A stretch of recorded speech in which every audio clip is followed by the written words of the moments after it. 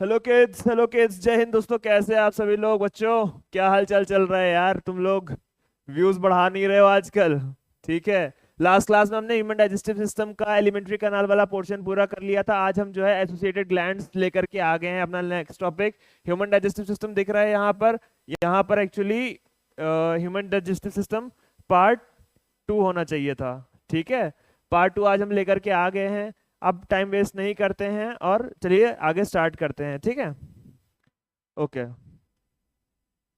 Channel start करने से पहले कॉन्सेप्ट ऑफ फार्मा चैनल के बारे में मत भूलिएगा। कॉन्सेप्ट ऑफ फार्मा को सब्सक्राइब करते रहिएगा। ये मेरी इंस्टाग्राम आईडी है, इसको मेंशन करते रहिएगा। स्क्रीनशॉट्स लगाते रहिएगा, अपने नोट्स शेयर करते रहिएगा। ठीक है। और as far as I promised कि जैसे ही हमारे 1000 सब्सक्राइबर्स हो जाएंगे, मैं टेलीग्राम्स पे अपने वीडियोस के नोट्स भी देना स्टार्ट कर दूंगा। ठीक है, जो कि आपका वन स्टॉप सोल्यूशन होने वाला है। ठीक है। ये हमने कर लिया था लास्ट क्लास में। ठीक है। अब बात कर लेते हैं एसेसरी ग्लैंड्स की। ठीक है बच्चों, बात कर लेते हैं एसेसरी ग्लैंड्स की। डाइजेस्टिव सिस्टम में हमने बताया था कि डाइजेस्टिव सिस्टम बेसिकली दो पार्ट्स में डिवाइडेड होता है। ठीक है। अब वो दो पार्ट क्या क्या होते हैं? पहले मैंने बताया था एलिमेंट्री कैनाल, दूसरा हमने बताया था एसोसिएटेड ग्लैंड्स। एलिमेंट्री कैनाल हमने नियर अबाउट टू कंप्लीट कर लिया है। ठीक है। एसोसिएटेड ग्लैंड्स की बात करें कि कौन कौन से ग्लैंड्स होते हैं हमारे पास, तो हमारे पास ये कुछ 4-5 ग्लैंड्स होते हैं। सबसे पहले हमारे पास होता है सलाइवरी ग्लैंड। ठीक है। फिर हमारे पास होते हैं गैस्ट्रिक ग्लैंड्स। फिर हमारे पास होते हैं इंटेस्टिनल ग्लैंड्स। ठीक है। जो सबसे बड़ी ग्लैंड होती है हमारी बॉडी की, ठीक है, वो होता है हमारा लिवर। और उसके बाद हमारे पास होता है पैंक्रियाज एज वेल। ठीक है, हमारे पास पैंक्रियाज भी होता है। ठीक है। ओके, अब धीरे धीरे करके हम लोग एक एक टॉपिक आगे बढ़ाते जाएंगे और हम लोग आगे पढ़ते चले जाएंगे। ठीक है। ओके। तो पहला टॉपिक है हमारा सलाइवरी ग्लैंड्स। अब सलाइवरी ग्लैंड्स की बात करते हैं ना अगर हम लोग बच्चों, तो सलाइवरी ग्लैंड बेसिकली 3 ग्लैंड्स को कंप्राइज करता है। कौन कौन सी ग्लैंड्स को कंप्राइज करता है? सबसे पहले आती है हमारी पैरोटिड, दूसरी आती है सबमैंडिबुलर और तीसरी आती है सबलिंगुअल। मैं बता रहा हूँ कैसे करना है। ठीक है। पेन, पेपर, कॉपीज, ठीक है, स्टिकी नोट्स लेकर के बैठ जाओ, नोट्स साथ में बनाते चलो, वो बेनिफिशियल रहेगा। चैनल का लोगो यहाँ पर आ रहा है यार, चैनल को मत भूलना, सब्सक्राइब करते रहना। ठीक है। तो अच्छा, मैंने बताया कि सलाइवरी ग्लैंड्स कितने टाइप के होते हैं? 3 टाइप के होते हैं। कौन कौन से? पैरोटिड, सबमैंडिबुलर और सबलिंगुअल। ठीक है। तो सबसे पहले हम लोग टेबल के फॉर्म में बना लेंगे। बच्चों देखो, मैं बार बार कहता हूं, इंस्टेड आप ह्यूमन एनाटॉमी एंड फिजियोलॉजी पढ़ रहे हो, आप फार्माकोलॉजी पढ़ रहे हो, ठीक है, आप बायोकेम पढ़ रहे हो, इंस्टेड ऑफ कि आप नोट से पढ़ो ना, इट्स मच बेटर दैट कि आप फ्लो चार्ट्स का यूज कर लो, आप टेबुलर फॉर्म्स का यूज कर लो, आप डायग्राम्स का यूज कर लो। बिकॉज ये जो डायग्रामेटिक रिप्रेजेंटेशंस होती है ना, ये बहुत ज्यादा जल्दी ग्रास्प होती हैं बच्चों को। ठीक है। तो अभी हम टेबल बनाने जा रहे हैं, तो अब आप इस पे ध्यान देना। ठीक है, कि कौन कौन सी ग्लैंड्स होती हैं। तो पहली होती है बच्चों, पहली होती है पैरोटिड ग्लैंड। पहली क्या होती है बच्चों? Parotid gland. ठीक है। दूसरी होती है सबमैंडिबुलर।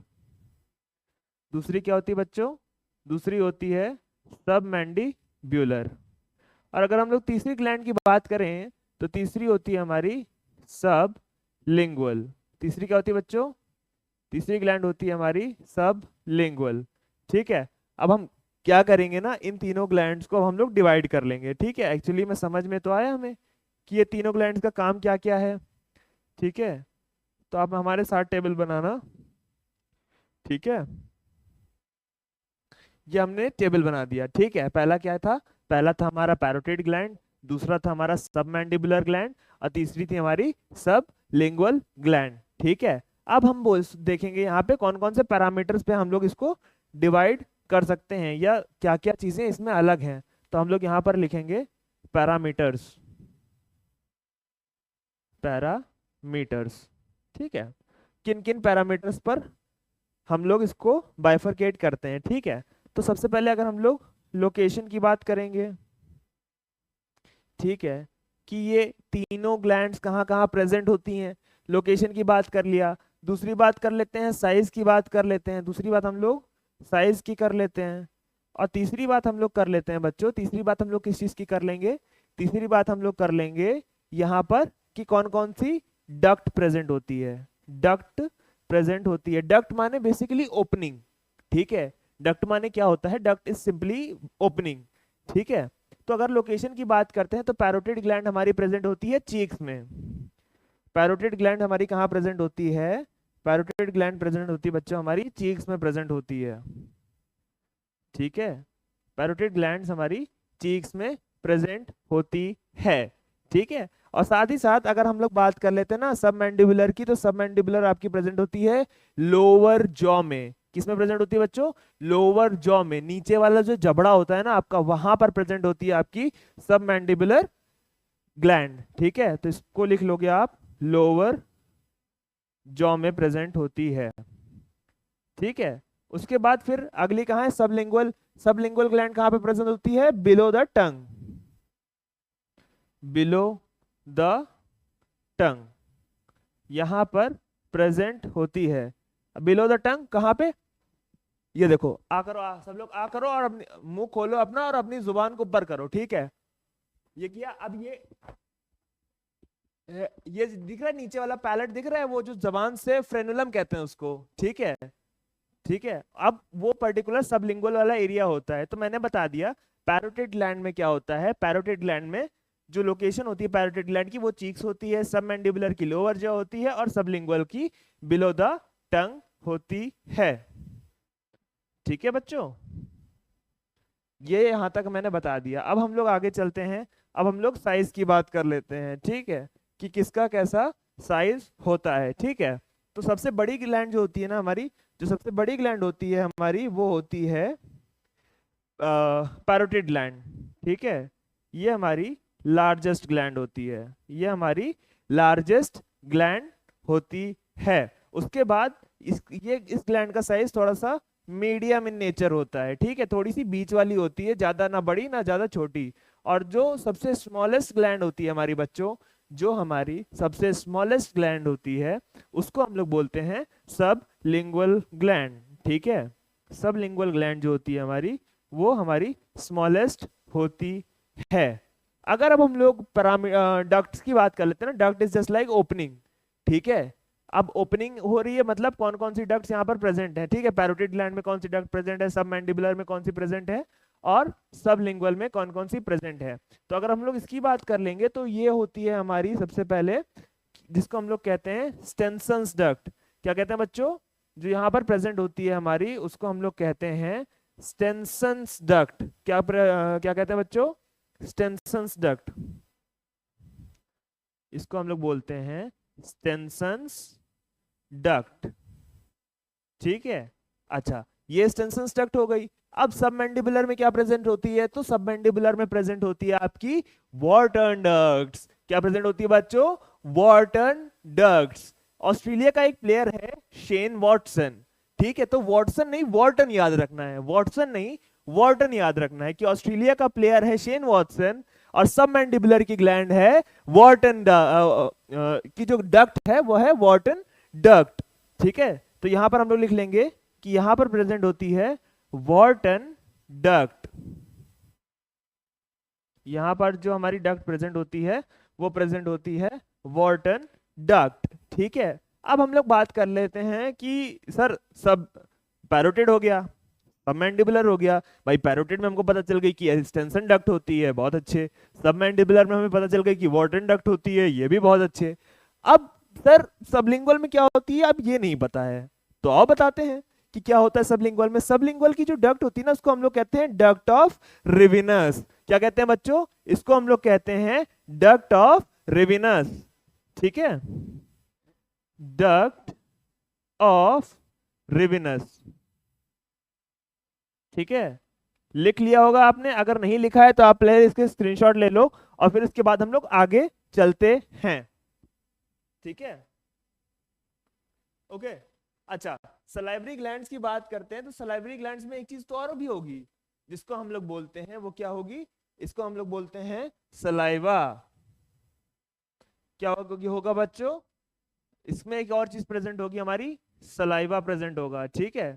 अब सलाइवा, कुछ प्रॉपर्टीज हम लोग सलाइवा की जान लेते हैं, ठीक है, कि सलाइवा का पीएच कितना होता है, सलाइवा की प्रॉपर्टीज क्या क्या होती है, कैसे एक्ट करता है, ठीक है। आपके जो माउथ में वाटरी लाइक फ्लूइड होता है ना, दैट्स कॉल्ड एज सलाइवा। जो मुंह में पानी की तरह जो तत्व होता है उसको आप लोग कहते हैं सलाइवा। अब सलाइवा कैसा होता है, पीएच कैसा होता है, वो सब जानेंगे हम लोग, ठीक है। अगर हम लोग पीएच की बात कर ले बच्चों, तो इसका जो पीएच होता है वो होता है समवेयर अराउंड 6.8। क्या होता है बच्चों, पीएच होता है इसका, पीएच होता है 6.8। अब तुम लोग बोलोगे सर 6.8 होता है, ठीक है, बट 6.8 होता है और इसको हम लोग स्लाइट एसिडिक के उसमें रखते हैं, स्लाइट एसिडिक बोलते हैं, स्लाइटली एसिडिक होता है, ठीक है। बिकॉज 7 नहीं है, अगर 7 होता तो न्यूट्रल हम लोग बोलते, लेकिन एक्चुअली में 6.8 है, मतलब न्यूट्रल नहीं है, नियर अबाउट टू न्यूट्रल है, बट स्लाइटली एसिडिक है, एसिडिक की तरफ थोड़ा सा बेंड है, ठीक है। तो पीएच की बात कर लेते हैं, पीएच होता है 6.8। अच्छा, अब हम लोग आगे बात कर लेते हैं इसमें और क्या क्या प्रेजेंट होता है। इसमें प्रेजेंट होता है लाइसोजाइम्स। क्या प्रेजेंट होता है बच्चों, इसमें प्रेजेंट होते हैं लाइसोजाइम्स। अब लाइसोजाइम्स क्या करते हैं बच्चों, एंटीबैक्टीरियल एक्टिविटी के लिए काम करते हैं। क्या करते हैं बच्चों, एंटी बैक्टीरियल एक्टिविटी के लिए काम करते हैं लाइसोजाइम्स हमारे, ठीक है। और क्या क्या होता है सलाइवा में, सलाइवा में होते हैं हमारे बाइकार्बोनेट आयंस। क्या होता है बच्चों, बाइकार्बोनेट आयंस, ठीक है, HCO3 माइनस, इसको हम लोग ब्रैकेट में लिख लेंगे, बाइकार्बोनेट आयंस, ठीक है, बाइकार्बोनेट आयंस प्रेजेंट होते हैं, ठीक है। तो पीएच हमने बता दिया, पीएच कितना होता है 6.8 होता है। लाइसोजाइम्स प्रेजेंट होते हैं, लाइसोजाइम्स एंटीबैक्टीरियल होते हैं, और साथ ही साथ इसमें क्या प्रेजेंट होते हैं, बाइकार्बोनेट आयंस। बाइकार्बोनेट आयंस का जो फॉर्मूला होगा वो होगा आपका HCO3 माइनस, वो होगा आपका HCO3 माइनस, ठीक है। अब अगर हम लोग आगे बात कर लेते हैं तो इसमें प्रेजेंट होती है म्यूसिन लेयर, ठीक है बच्चों। इसमें एक लेयर प्रेजेंट होती है जिसको हम लोग बोलते हैं म्यूसिन लेयर, और इसमें होता है 99% वाटर।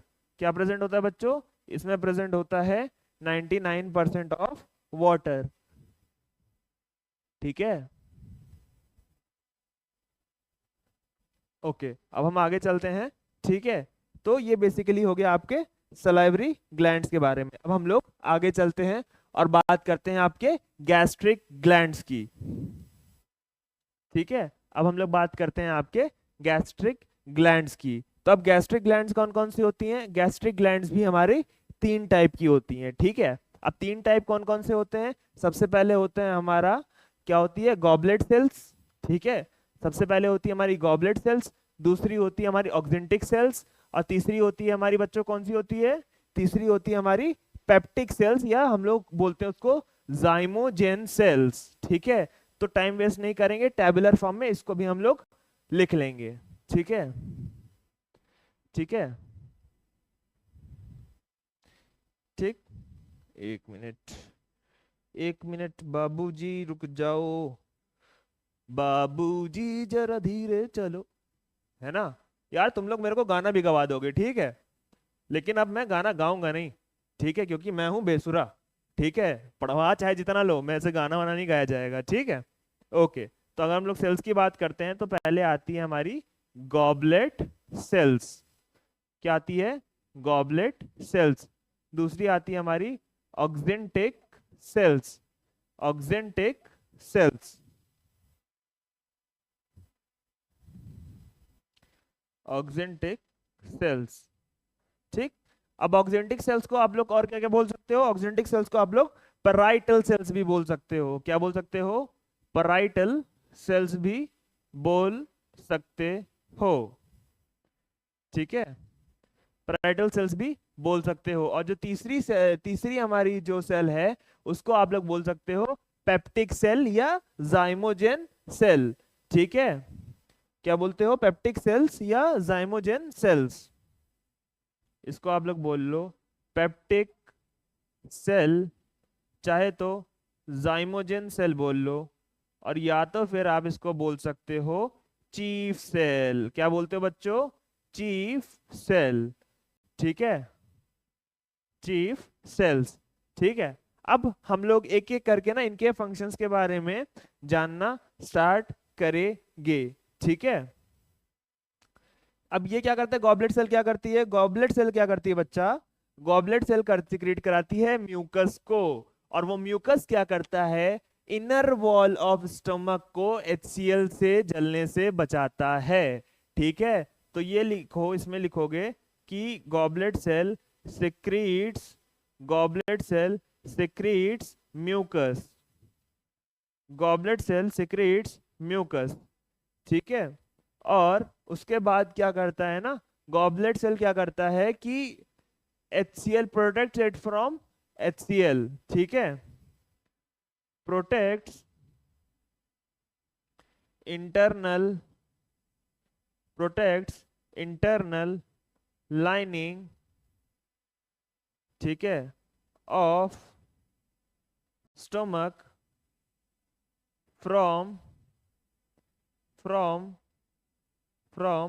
HCl, ठीक है। किससे बचाता है बच्चों, HCl से बचाता है, ठीक है। यार देखो सबको पता है स्टमक में HCl है, अब HCl से जल नहीं जाएगा, बताओ, HCl से जल नहीं जाएगा, तो फिर क्या होता है, एक म्यूकस की लेयर प्रेजेंट होती है, वो म्यूकस की लेयर जो है ना बचाती रहती है, और वो म्यूकस की लेयर सिक्रीट कौन करता है, अपने गॉबलेट भाई साहब सिक्रीट कर देते हैं उसको, हाँ ठीक है, गॉबलेट भाई साहब सिक्रीट कर देते हैं, गॉबलेट भाई साहब ने म्यूकस सिक्रीट कर दिया, अब म्यूकस आ गया जो है, भाई मान लो ये स्टमक है, बीच में म्यूकस आ गया, उसके बाद जो है HCl है, ठीक है। तो HCl क्या करेगा, फूड की न्यूट्रलाइजेशन में तो काम करेगा, लेकिन सीधी सी बात इतनी सी है, अच्छा जब भी, एक मैं तुमको पॉइंट बता रहा हूं, जब भी स्टमक में HCl का अमाउंट ज्यादा हो जाए, ठीक है, एक्सेसिव हो जाए, तो उस कंडीशन को क्या बोलते हैं बच्चों, उस कंडीशन को बोलते हैं हाइपर क्लोर हाइड्रिया, क्या बोलते हैं बच्चों, हाइपर क्लोर हाइड्रिया, जब HCl का अमाउंट बहुत ज्यादा हो जाए, ठीक है। देखो अत किसी भी चीज की बहुत ही बुरी होती है ना, तो HCl है तो म्यूकस बचा लेगा, लेकिन जब ज्यादा HCl है तो ज्यादा HCl क्या करेगा ना, फिर म्यूकस लेयर को खत्म करना स्टार्ट करेगा, और जब ज्यादा खत्म कर लेगा ना, तो फिर इंटरनल जो होता है आपके, वो आपके अल्सर्स स्टार्ट हो जाएंगे, स्टोमैटिक अल्सर्स जिनको बोलते हैं हम लोग, ठीक है। तो वो उस कंडीशन में होता है, हाइपरक्लोर हाइड्रिया की कंडीशन में होता है। अच्छा ये तो हो गया जब HCl बहुत ज्यादा है, लेकिन कभी ऐसी भी तो कंडीशन आएगी ना कि HCl एकदम कम है या ना के बराबर है, ठीक है। तो उस कंडीशन में आप क्या बोलोगे कि ए क्लोर हाइड्रिया, उस कंडीशन में आप बोलोगे ए क्लोर हाइड्रिया। अब ए क्लोर हाइड्रिया मतलब ए माने एब्सेंट, क्लोर माने क्लोरीन, हाइड्रिया मतलब हाइड्रोजन, मतलब एब्सेंस ऑफ HCl, ठीक है।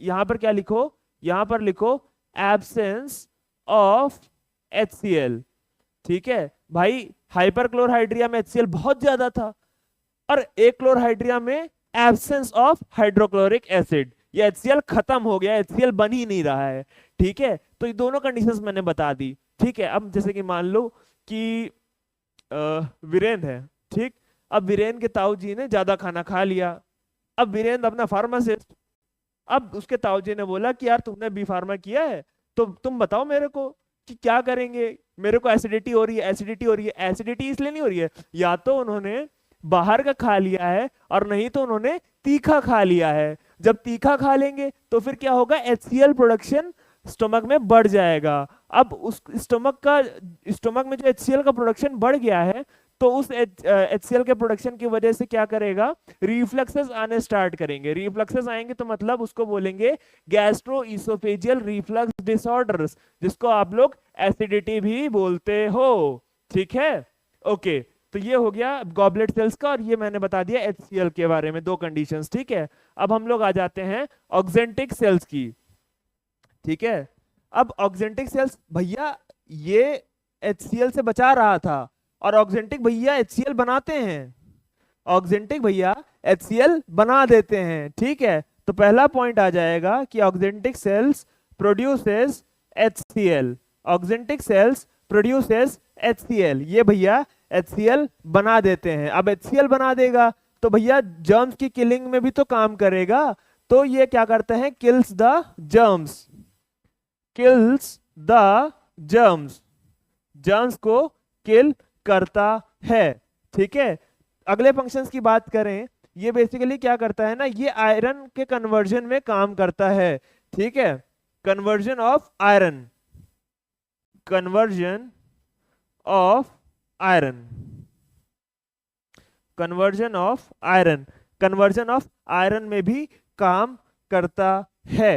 ठीक है, उसके बाद फिर ये क्या करता है ना, ये एक एंजाइम होता है पेप्सिन, पेप्सिन का नाम सुना है, पेप्सिन। तो पेप्सिन इनएक्टिव स्टेट में है स्टोमक में, जिसको हम लोग बोलते हैं पेप्सिनोजेन। अब वो पेप्सिनोजेन से पेप्सिन बन रहा है HCl की प्रेजेंस में, और वो HCl कहां से आ रहा है, ऑक्जेंटिक सेल से। तो जब ऑक्जेंटिक सेल HCl बनाएगा तो भाई ये रिस्पॉन्सिबल नहीं होगा पेप्सिनोजेन को पेप्सिन में कन्वर्ट करने के, बिल्कुल होगा। तो उस कंडीशन में हम क्या कहेंगे कि सबसे पहले it is responsible for activating the enzyme pepsin from its inactive state, from its inactive state, मतलब पेप्सिनोजेन इनएक्टिव स्टेट में है, जब HCl आएगा तो वो उस इनएक्टिव स्टेट को एक्टिव स्टेट में ले जाकर कन्वर्ट करेगा। ठीक है, तो यहां पर अगला पॉइंट लिख लो, converts, converts pepsinogen, converts pepsinogen to pepsin, converts pepsinogen to pepsin. ठीक है, ओके। और क्या होता है, और कुछ बताओ बच्चों।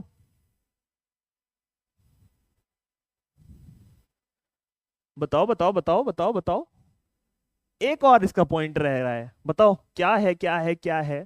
सोचो सोचो, दिमाग लगाओ दिमाग लगाओ, कमेंट सेक्शन में लिखना मत भूलना। ठीक है, जो भी क्वेश्चंस मैं पूछ रहा हूं, जो भी मैं डिस्कशन कर रहा हूं, उसको कमेंट सेक्शन में लिखना मत भूलना। ठीक है, नहीं तो मार दूंगा, सही बता रहा हूं।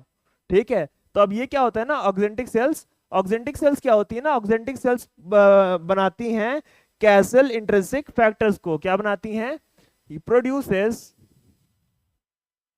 दे produces Castle's, Castle's intrinsic, Castle's intrinsic factor। अब ये क्या होता है सर जी, सर जी आप बहुत बोर करते हो, पता नहीं क्या क्या ले आकर के पढ़ा देते हो, फिर हम माथा पकड़ के बैठ जाते हैं। बेटा आराम से पढ़ोगे सब समझ में आएगा। ठीक है, बार बार रिवाइंड करके वीडियो को देखो जब तक समझ में नहीं आता है। ठीक है, नहीं समझ में आता है कमेंट सेक्शन में जाके अपना क्वेश्चन लिखो, I will solve the query. ठीक है, अब क्या होता है ना, कासल्स इंट्रिंसिक फैक्टर क्या होता है ना, ये विटामिन B12 के एब्जॉर्प्शन में काम करता है। क्या करता है, works in absorption of, works in absorption of, absorption of vitamin B12, vitamin B12। ठीक है, तो ये हमारे हो गए गॉबलेट भाई साहब, ये हो गए हमारे ऑक्जेंटिक भाई साहब। अब आते हैं हम पेप्टिक भाई साहब के पास। अब पेप्टिक भाई साहब क्या करते हैं जो है ना, ये बेसिकली दो चीज को सिक्रीट करते हैं। भाई पेप्टिक, कुछ याद आ रहा है पेप्टिक से, पेप्टिक से याद आ रहा है पेप्सिनोजेन। क्या याद आ रहा है बच्चों, पेप्टिक से याद आ रहा है पेप्सिनोजेन, पेप्सिनोजेन। अरे भाई साहब, ये जिस पेप्सिनोजेन को पेप्सिन में कन्वर्ट कर रहा था, उस पेप्सिनोजेन को बनाता कौन है, पेप्टिक सेल्स बनाते हैं। और पेप्टिक सेल्स केवल पेप्सिनोजेन ही नहीं बनाते, पेप्टिक सेल्स जो है हमारे गैस्ट्रिक लाइपेज को भी बनाते हैं। क्या बनाते हैं बच्चों, गैस्ट्रिक लाइपेज को भी बनाते हैं। ठीक है, गैस्ट्रिक लाइपेज को भी बनाते हैं। ठीक है, so this is all about gastric glands. आप इसके स्क्रीनशॉट ले लो, अगर नोट्स बना रहे तो बहुत अच्छी बात है, स्क्रीनशॉट ले लो। उसके बाद फिर हम लोग नेक्स्ट ग्लैंड पर चलते हैं।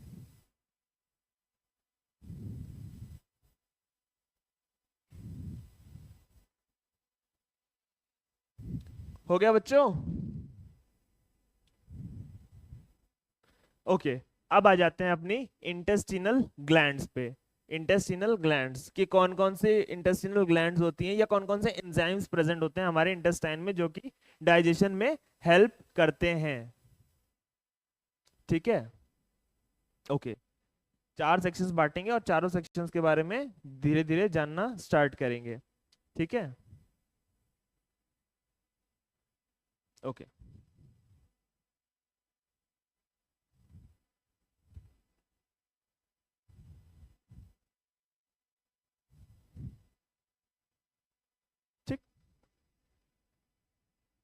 ओके, तो पहला क्या है हमारा, पहला है हमारा एंजाइम, लिख लो enzyme, enzyme utilised for, enzyme utilised for, utilised for digestion of, digestion of क्या, किस चीज के डाइजेशन की बात कर रहे हैं हम लोग बच्चों, बताओ, डाइजेशन ऑफ कार्बोहाइड्रेट, कार्बोहाइड्रेट। अब उसमें क्या होता है ना बच्चों, बेसिकली हमारे दो तीन एंजाइम्स प्रेजेंट होते हैं। कौन कौन से होते हैं, सबसे पहले होता है हमारा सुक्रेज, कौन सा होता है बच्चों, सबसे पहले होता है हमारा सुक्रेज। दूसरा कौन सा होता है हमारा, दूसरा होता है हमारा माल्टेज, दूसरा क्या होता है बच्चों, दूसरा होता है हमारा माल्टेज। तीसरा क्या होता है हमारा, तीसरा होता है हमारा लैक्टेज, क्या होता है बच्चों, तीसरा होता है हमारा लैक्टेज। और चौथा क्या होता है हमारा, चौथा होता है हमारा अमाइलेज, चौथा होता है हमारा अमाइलेज।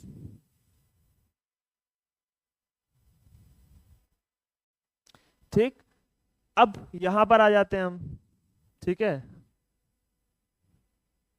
एक मिनट एक मिनट, ओके, हम्म हम्म, इसको थोड़ा सा पतला करो यार, हम्म, ठीक है, ज्यादा ही पतला हो गया, ठीक, ठीक है। तो बेसिकली ये हो गया, ठीक। अब हम लोग बात कर लेते हैं ना, प्रोटीन के डाइजेशन में कौन कौन से काम करेंगे, प्रोटीन के डाइजेशन में कौन कौन से एंजाइम काम करेंगे, प्रोटीन डाइजेशन, तो प्रोटीन डाइजेशन में काम करेंगे जो वो हाँ है हमारे दो, कौन कौन से एंजाइम्स है बच्चों, वो सबसे पहले हमारा अमीनो पेप्टाइडेज, सबसे पहले है हमारा अमीनो पेप्टाइडेज, अमीनो पेप्टाइडेज, और दूसरा है हमारा डाई पेप्टाइडेज, दूसरा है हमारा डाई पेप्टाइडेज, ठीक है। तो सबसे पहले कार्बोहाइड्रेट के डाइजेशन में इस्तेमाल होते थे चार एंजाइम्स, कौन कौन से, sucrase, maltase, lactase, amylase. Protein के डाइजेशन में दो ही यूज हो रहे हैं, अमाइनो पेप्टाइडेज और डाईपेप्टाइडेज। अब हम लोग आगे बात कर लेते हैं कि फैट के डाइजेशन में कौन कौन से एंजाइम्स यूज होंगे। तो फैट के डाइजेशन में यूज होता है केवल आपका, फैट डाइजेशन की जब बात करोगे ना, तो फैट डाइजेशन में आपका केवल एक ही एंजाइम रिस्पॉन्सिबल होता है, और वो कौन सा एंजाइम रिस्पॉन्सिबल होता है बच्चों, वो आपका एंजाइम रिस्पॉन्सिबल होता है लाइपेज। क्या एंजाइम रिस्पॉन्सिबल होता है, वो एंजाइम होता है आपका लाइपेज, ठीक है। अब इतना हो गया, अब हम लोग बात कर लेते हैं कि अगला आपका कौन सा एंजाइम है, अगला आपका है न्यूक्लिक एसिड। न्यूक्लिक एसिड को डाइजेस्ट करने के लिए, न्यूक्लिक एसिड डाइजेशन में कौन कौन से एंजाइम्स काम करते हैं, न्यूक्लिक एसिड डाइजेशन में काम करते हैं आपके, आपके दो एंजाइम्स, कौन कौन से, कौन कौन से एंजाइम काम करते हैं, सबसे पहले काम करता है आपका न्यूक्लियो टाइडेजेस, न्यूक्लियोटाइडेजेस, और दूसरा है हमारा न्यूक्लियोसाइडेजेस, न्यूक्लियोसाइडेजेस। आई होप सो आपको इतना समझ में आया होगा, इसको आप लोग लिख लो और फिर हम लोग नेक्स्ट स्लाइड पर चलते हैं, उसके बाद हम लोग नेक्स्ट स्लाइड पर चलते हैं, ठीक है, ओके।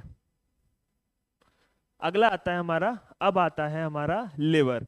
इसको हम लोग थोड़ा थोड़ा डायग्राम से समझेंगे और थोड़ा थोड़ा थ्योरी से समझेंगे, ठीक है। सब लोग मेरे साथ डायग्राम बनाना स्टार्ट करो,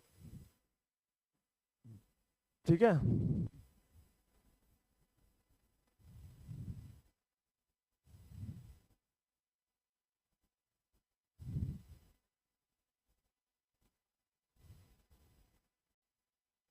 बढ़िया दिख रहा है डायग्राम, ठीक है। ये क्या है हमारा, ये है हमारा लिवर, ये क्या है हमारा बच्चों, लिवर,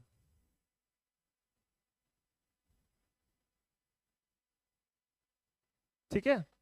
बनाते चलो जैसे जैसे मैं बना रहा हूं, ठीक है।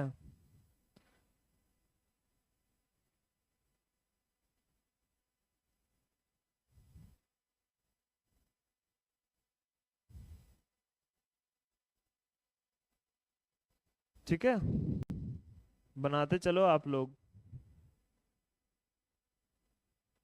ठीक है, अच्छा, ये आपका लिवर हो गया। ठीक है, जो इधर वाला पोर्शन है ना, इधर वाला, ठीक है, मतलब ये वाला पोर्शन, ये लेफ्ट लिवर हो गया, ये आपका राइट लिवर हो गया। ठीक है, ओके, तो ये आपका हो गया सबसे पहले लिवर।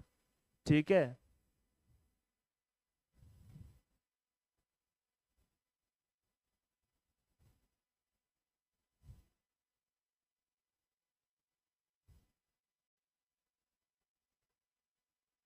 ठीक, ओके, ये जो आपकी डक्ट्स निकल रही है ना बच्चों, ये जो आपकी डक्ट्स निकल रही है ना, इन डक्ट्स को क्या बोलते हैं? इसको बोलते हैं लेफ्ट हेपेटिक डक्ट। क्या बोलते हैं बच्चों? इसको आप बोलते हैं लेफ्ट हेपेटिक डक्ट। और ये जो आपकी निकल रही है ना इधर से, इसको बोलते हैं right hepatic duct. Right hepatic duct. एक काम करते हैं, पहले हम लोग डायग्राम को फिनिश करते हैं और फिर डायग्राम के डिटेलिंग्स पर हम लोग जाएंगे। ठीक है, ठीक है, सबसे पहले हम लोग डायग्राम को फिनिश कर लेते हैं। ठीक है,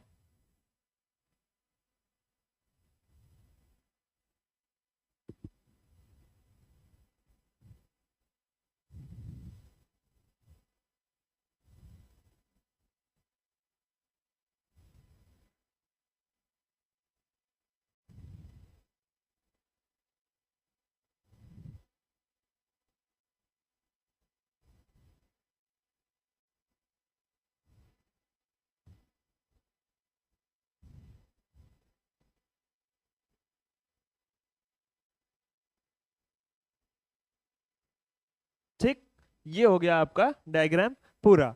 ये आपका लिवर हो गया। ठीक है, ये बेसिकली क्या है आपका, ये यहाँ पर क्या है, इसको आप लोग बोलते हो गॉल ब्लैडर। ये क्या है आपका? Gall bladder.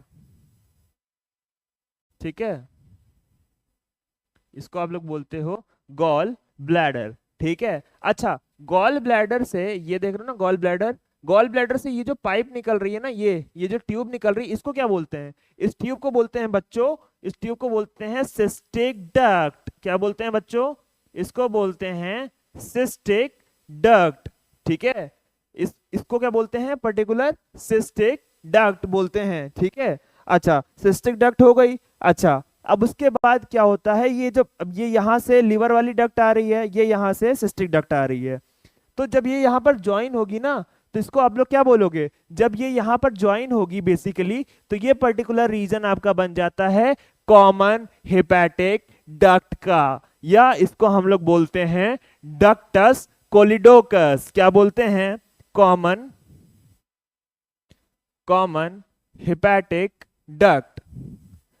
Common hepatic duct, या फिर इसी को हम लोग बोलते हैं डक्टस कोलिडोकस। क्या बोलते हैं बच्चों? डक्टस कोलिडोकस।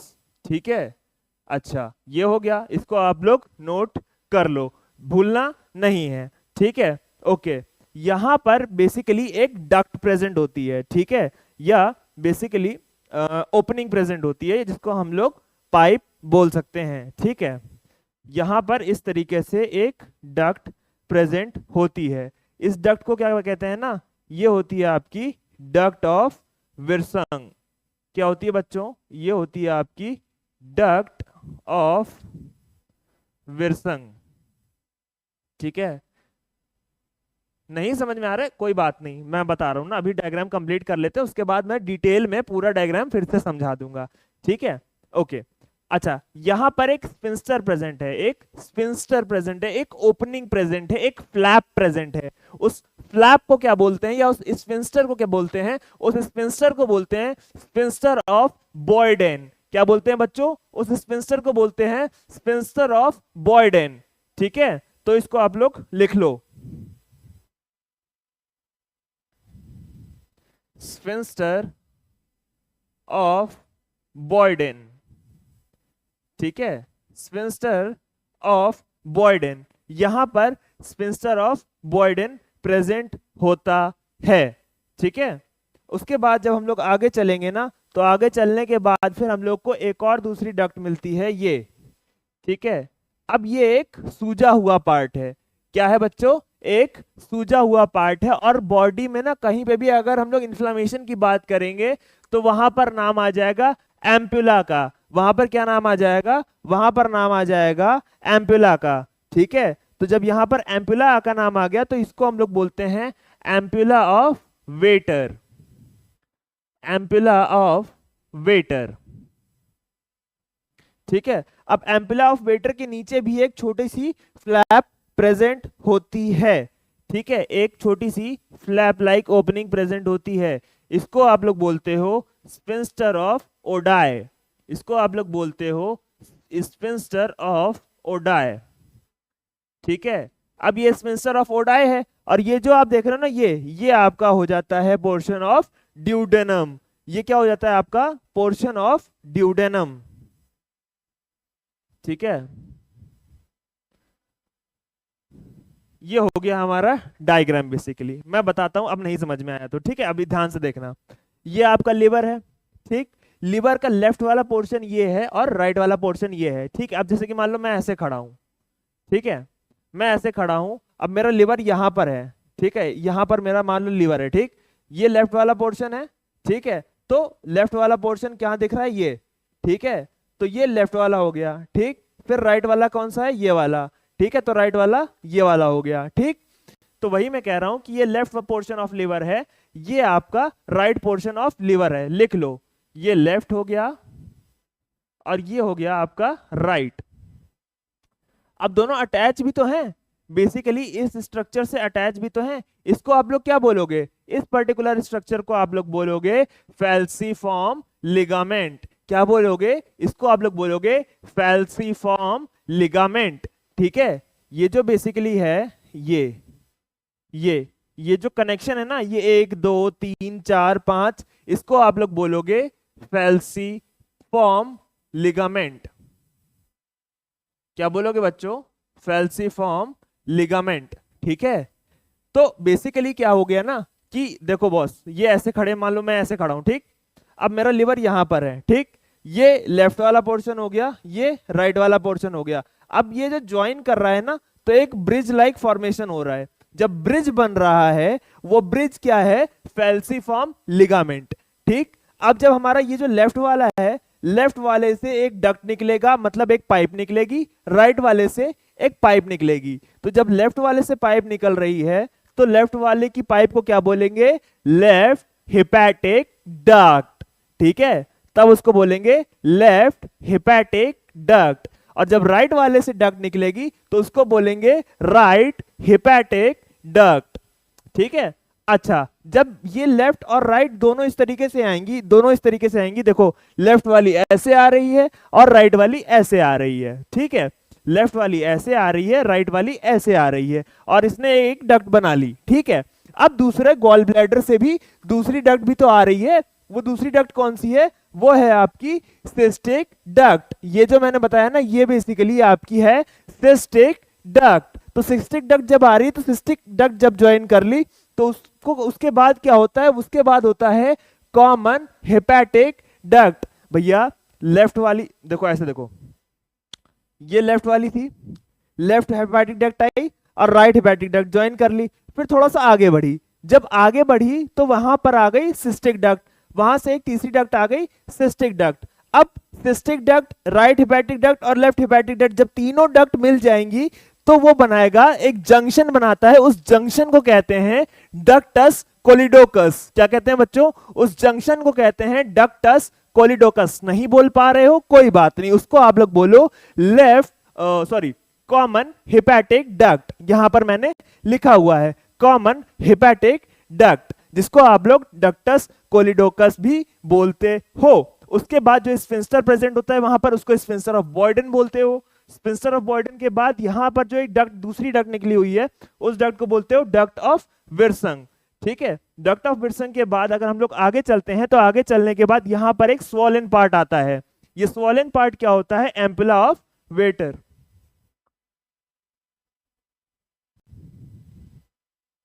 ठीक है, इसको आप लोग बोलते हो एम्पुला ऑफ वेटर। ठीक है, एम्पुला ऑफ वेटर के बाद जो होता है ना, एम्पुला ऑफ वेटर के नीचे भी आपका एक स्फिंक्टर प्रेजेंट होता है, स्फिंक्टर ऑफ ओडाई। ठीक है। और ये जो आपको ये दिख रहा है ना, ये बेसिकली ये वाला पोर्शन, ये बेसिकली होता है आपका इंटेस्टाइन का पोर्शन, जिसको आप लोग बोलते हो ड्यूडेनम।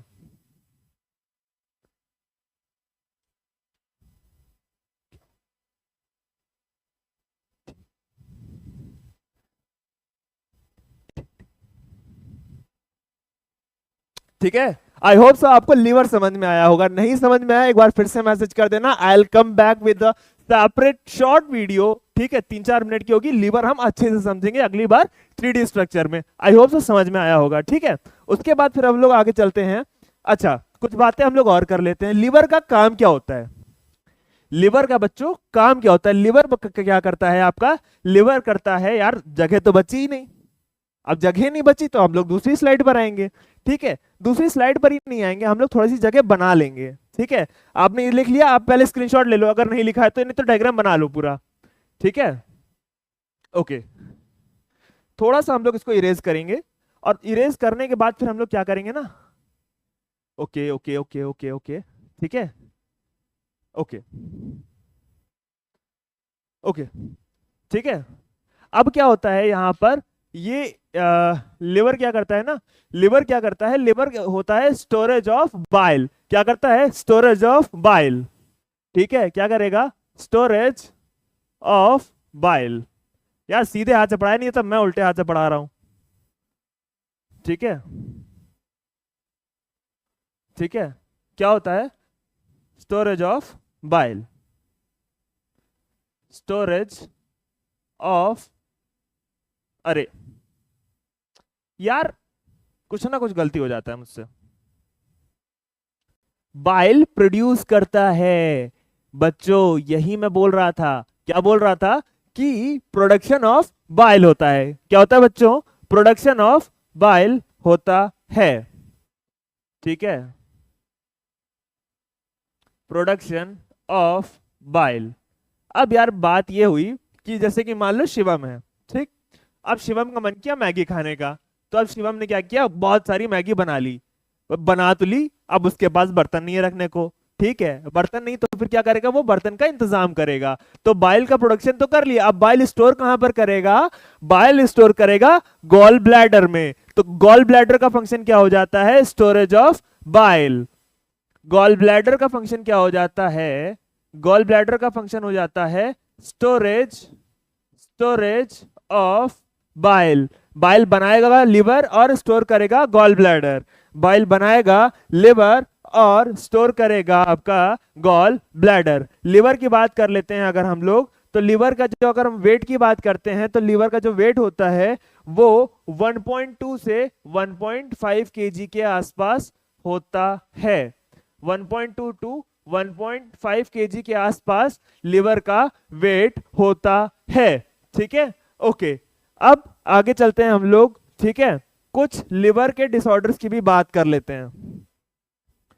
कुछ लिवर के डिसऑर्डर्स की भी बात कर लेते हैं।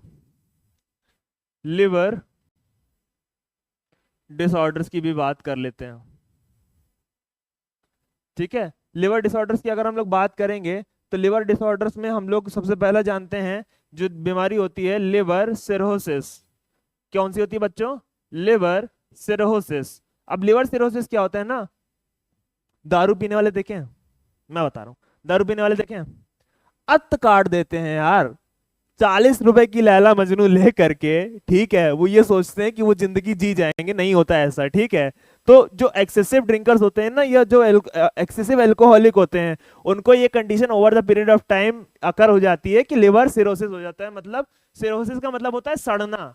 क्या होता है बच्चों? सिरोसिस का मतलब, सिरोसिस का मतलब होता है सड़ना। तो जब लिवर सड़ जाता है ना, तो उस कंडीशन को बोलते हैं लिवर सिरोसिस। अब एक बार ही को नहीं सड़ता है, ठीक है। अब देखो, आप अल्कोहल पी रहे हो, अल्कोहल को डाइजेस्ट होना है, ठीक है, तो क्या करना है? लिवर को एक्सर्शन लगाना पड़ रहा है ना डाइजेस्ट करने के लिए, लिवर को एक्सर्शन लगाना पड़ रहा है। तो जब जरूरत से ज्यादा एक्सर्शन लगाना पड़ेगा तो लिवर धीरे धीरे फैटी होना स्टार्ट होगा, फैटी लिवर। अब फैटी लिवर के भी कई स्टेजेस हैं, वो कई स्टेजेस को क्वालिफाई करेगा, उसके बाद सिरोसिस की कंडीशन आ जाती है। ठीक है, अब इसके बाद हम लोग आगे चलते हैं। ठीक है, अब इसमें क्या कौन कौन सी कंडीशन होती है? सबसे पहली कंडीशन तो होती है कि भाई देखो बहुत ज्यादा दारू पी लेता है बंदा, ठीक है, कि अल्कोहल बहुत ज्यादा पी लिया जिसकी वजह से आपको लिवर सिरोसिस हो गया। नहीं तो फिर हेपेटाइटिस इन्फेक्शन की वजह से भी हो जाता है। अगर आपको लिवर का इन्फेक्शन है तो भी आपको ये कंडीशन हो सकती है। हेपेटाइटिस, कहीं पे भी हेपेटो लगा हो ना, कहीं पे भी अगर हेपेटो लिखा हो, आंख बंद करके समझ लेना बात आपके लिवर की हो रही है, बात आपके लिवर की हो रही है। कहीं पे भी हेपेटो लिखा हो, मान लेना आपकी बात लिवर की हो रही है। ठीक है, नहीं तो अगर पेशेंट को कॉन्टिन्यूसली जॉन्डिस है तो भी बेसिकली सिरोसिस का खतरा बढ़ जाता है। ठीक है, और उसके बाद ये क्या करता है ना, ब्लॉकेज ऑफ डक्ट को कर देता है। ठीक है, तो ये थी हमारी फोर्थ ग्लैंड जो कि हमारा था लिवर। अब हम लोग आ जाते हैं अपनी लास्ट स्लाइड पे जो है हमारा पैंक्रियाज। ओ सॉरी, ये हो गया गॉल ब्लैडर। गॉल ब्लैडर में मैंने बता दिया था आई थिंक। ठीक है, एक मिनट, कुछ तो रह गया, क्या रह गया, क्या रह गया, क्या रह गया? ओके,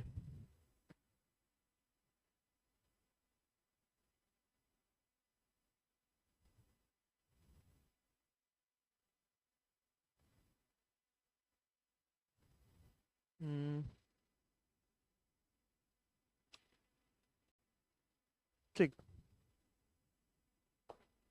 ठीक, लिवर हो गया हमारा। अब हम लोग आते हैं, थोड़ा सा हम लोगों ने यहाँ पे जाना था गॉल ब्लैडर के बारे में। अब गॉल ब्लैडर का मैंने एक पॉइंट तो बता दिया, स्टोरेज ऑफ बाइल। थोड़ा सा हम लोग गॉल ब्लैडर के बारे में और भी जान लेते हैं। ठीक है, कि बॉस एक्चुअली गॉल ब्लैडर में और क्या होता है। ठीक है, तो पहला पॉइंट तो यही है कि it is responsible for storage of bile. It is responsible for storage of bile. ठीक है, अब स्टोरेज ऑफ बाइल की बात कर लेते हैं ना, तो स्टोरेज ऑफ बाइल तो करता ही है, साथ ही साथ ये बेसिकली इसमें बेसिकली एक टर्म है, ये देख रहे हो आप, ये डायग्राम देख रहे हो, ये बेसिकली मैंने क्या बनाई थी, सिस्टिक डक्ट।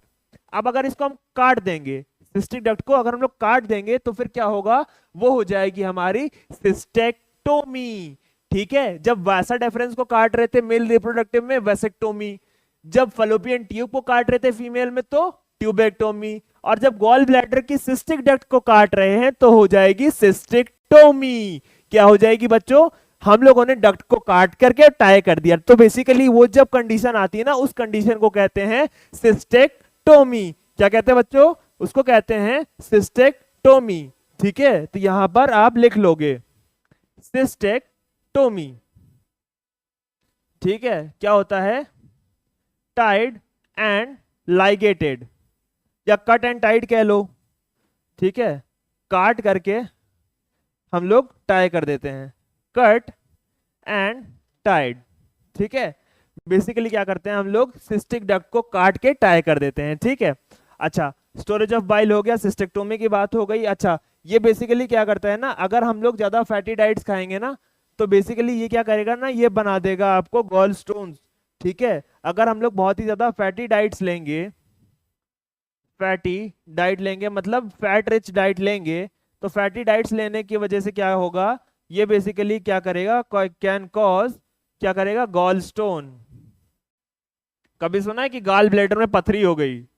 सुना नहीं है कि गांव के चाचा शहर में आते हैं इलाज कराने के लिए और क्या होता है कि गॉल ब्लैडर में पथरी हो गई। तो भाई देखो, वो समझे तो है नहीं, वो फैट रिच फूड खाते रहे खाते रहे खाते रहे, और फिर over the period of time वो गॉल स्टोन्स में बदल गया।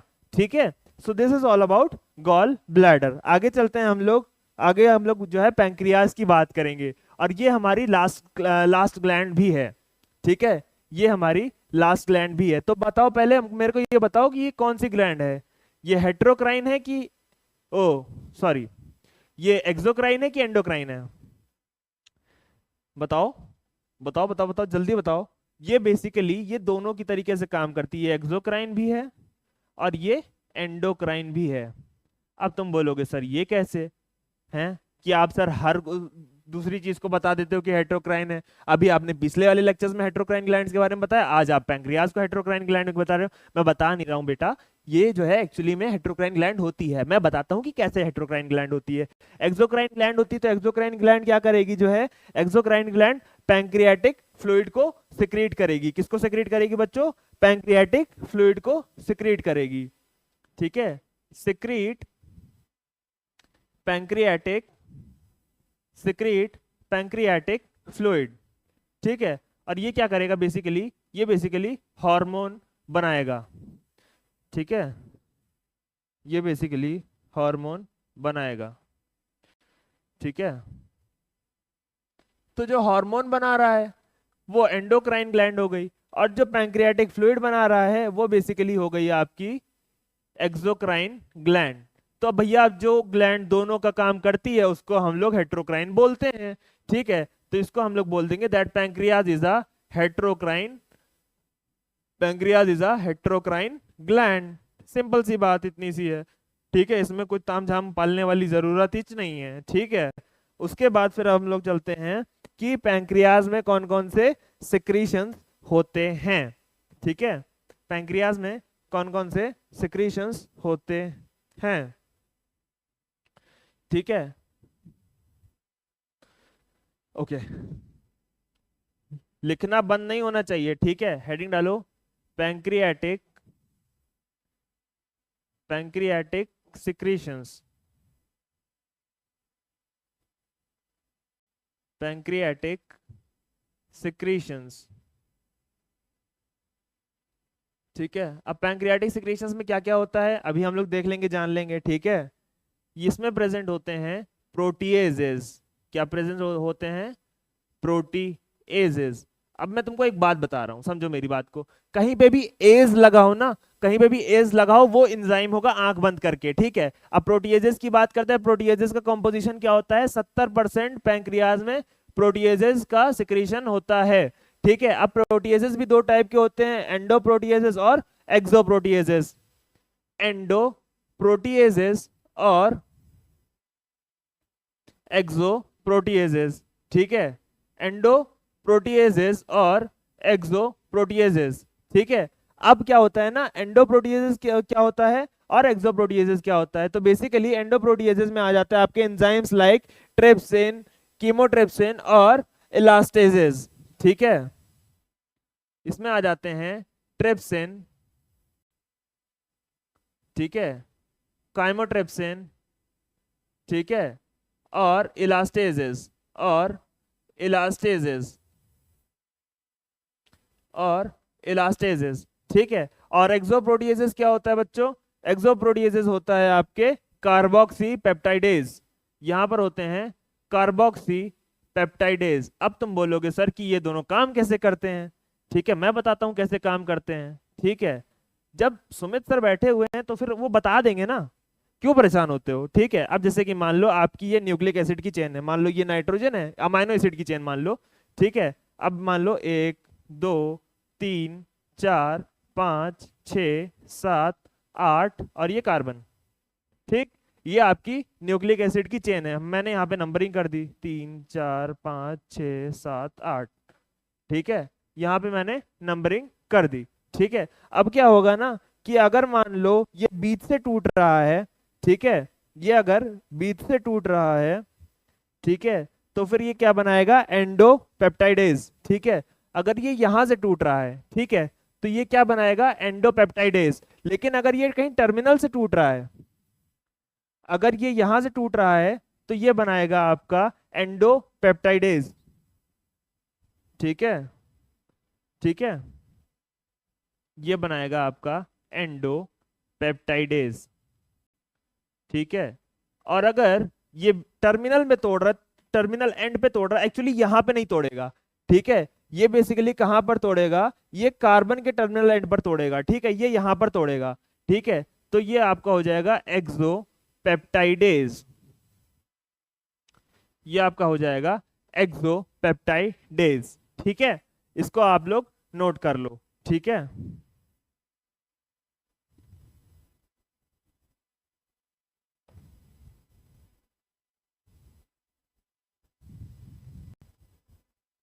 आगे चलें?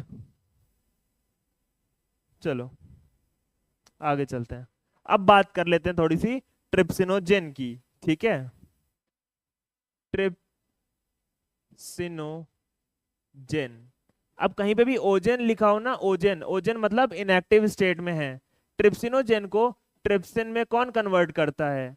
ट्रिप्सिनोजेन को ट्रिप्सिन में कौन कन्वर्ट करता है? मैं बताता हूं बच्चों, ट्रिप्सिनोजेन को ट्रिप्सिन में कन्वर्ट करता है एंटेरोकाइनेज। क्या करता है बच्चों?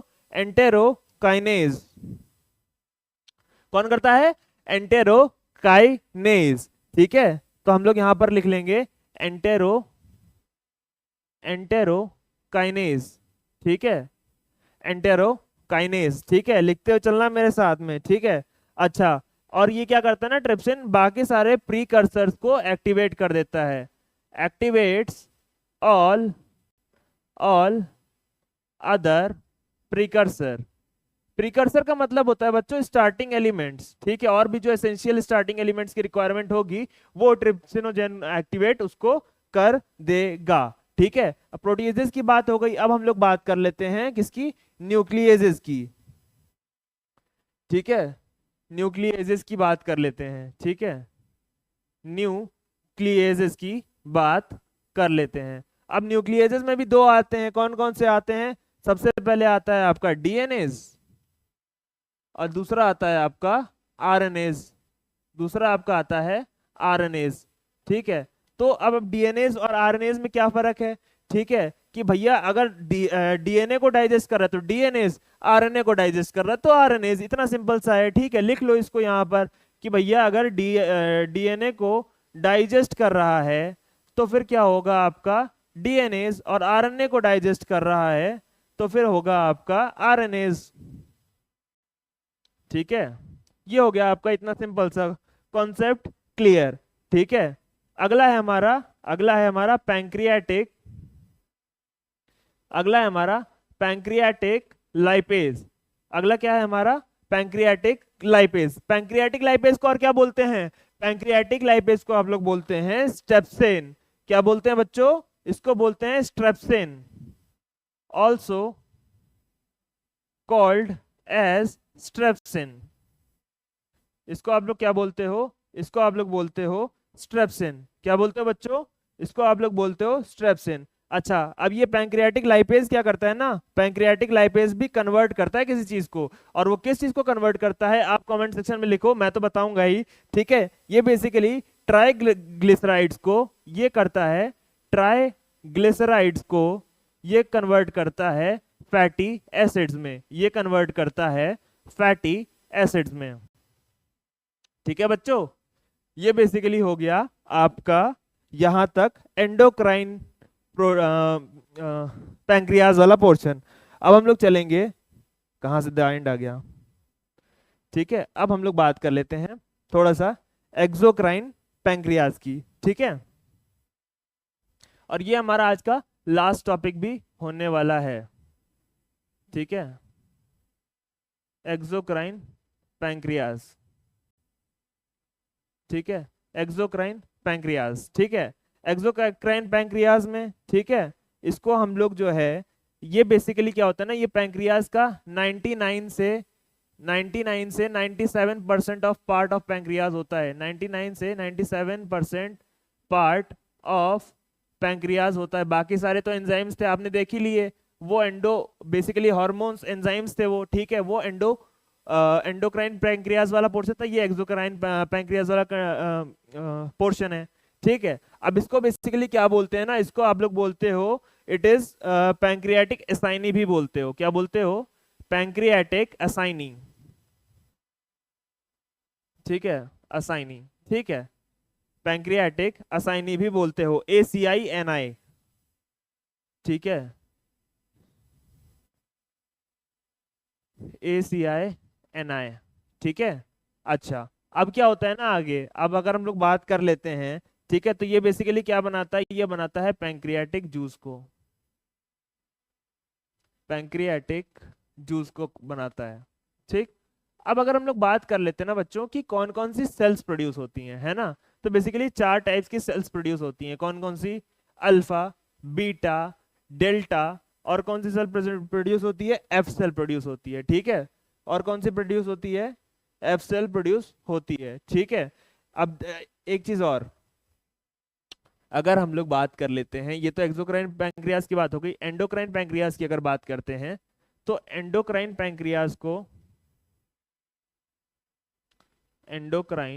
पैंक्रियाज को आप लोग क्या बोलते हो, also called as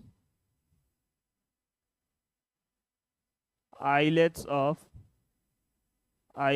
of Langerhans, islets of Langerhans। ठीक है, इसको आप लोग बोलते हो एंडोक्राइन पैंक्रियाज को क्या बोलते हो, आइलेट्स ऑफ लैंगरहैंस। ये 99 से 97% था, ये 1 से 3% होता है। ठीक है, ये 1 से 3% होता है। ठीक है, अब इसमें क्या होगा ना, 4 टाइप की सेल्स प्रोड्यूस होंगी। कौन कौन सी सेल्स प्रोड्यूस होंगी, 4 टाइप की सेल्स प्रोड्यूस होंगी।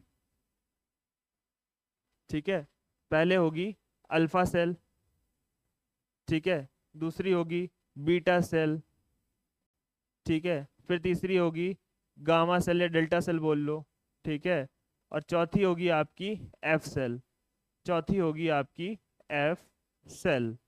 ठीक है, अल्फा सेल क्या बनाती है बच्चों, अल्फा सेल बनाती है आपकी ग्लूकागॉन। क्या बनाती है आपकी, ग्लूकागॉन। ठीक है, एफ सेल बनाती है आपकी ग्लूकागॉन। बीटा सेल बनाता है क्या बनाता है, बीटा सेल बनाता है आपका इंसुलिन। बीटा सेल क्या बनाता है आपका, इंसुलिन। अगर डेल्टा सेल की बात करते हैं तो डेल्टा सेल बनाती है आपकी, बेसिकली क्या बनाती है ये, सोमैटोस्टैटिन। ये क्या बनाती है, ये बनाती है सोमैटोस्टैटिन, सोमैटोस्टैटिन। और एफ सेल की अगर हम लोग बात कर लेते हैं ना, तो एफ सेल क्या बनाता है basically, pancreatic polypeptide, pancreatic polypeptide. ठीक है, पॉलीपेप्टाइड। ठीक है, तो ये मैंने बता दिया कि आइलेट्स ऑफ लैंगरहैंस में ये 4 चीजें प्रोड्यूस होती हैं। अच्छा, ये बेसिकली ग्लूकागॉन क्या करेगा, ये बेसिकली हाइपर ग्लाइसेमिक एक्शन के लिए होता है। ठीक है, हाइपर ग्लाइसेमिक एक्शन के लिए होता है, मतलब ब्लड शुगर लेवल बढ़ जाएगा। ठीक है, इंक्रीजेस। ये क्या होता है, ये हाइपोग्लाइसेमिक एक्शन के लिए रिस्पॉन्सिबल होता है, ये हाइपोग्लाइसेमिक एक्शन के लिए रिस्पॉन्सिबल होता है। ठीक है, ये क्या करता है ना, ये क्या करता है, लोअर डिक्रीजेस या louvers blood sugar level, decreases blood sugar level. ठीक है, और वो क्या करता है ना बेसिकली, ठीक है, ये बेसिकली क्या करता है, सोमैटोस्टैटिन ये इन दोनों के सिक्रीशन को रेगुलेट करता है, regulate the secretion regulate the secretion of glucagon and insulin। ठीक है, ये बेसिकली हो गया। अगर हम लोग एफ सेल की बात करते हैं तो एफ सेल क्या करता है ना, ये क्या करता है, पैंक्रियाटिक जूस के सिक्रीशन को रेगुलेट करता है, regulates secretion of pancreatic juice। ठीक है, आई होप सो आपको ये पूरा लेक्चर और टॉपिक समझ में आया होगा। ठीक है, समझ में आया, इसका आप लोग एक बार स्क्रीनशॉट ले लो या तो फिर आप लोग इसको नोट्स बना लो। ठीक है, ठीक, okay.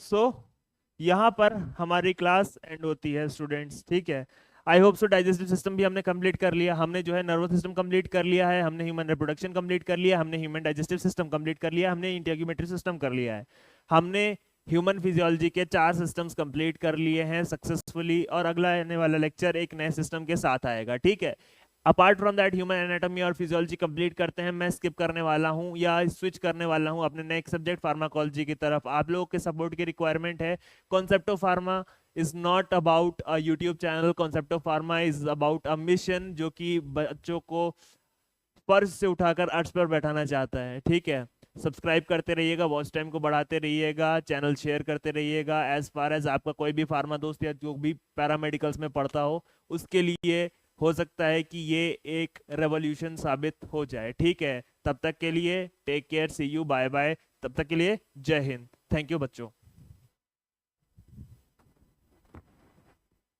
La la la la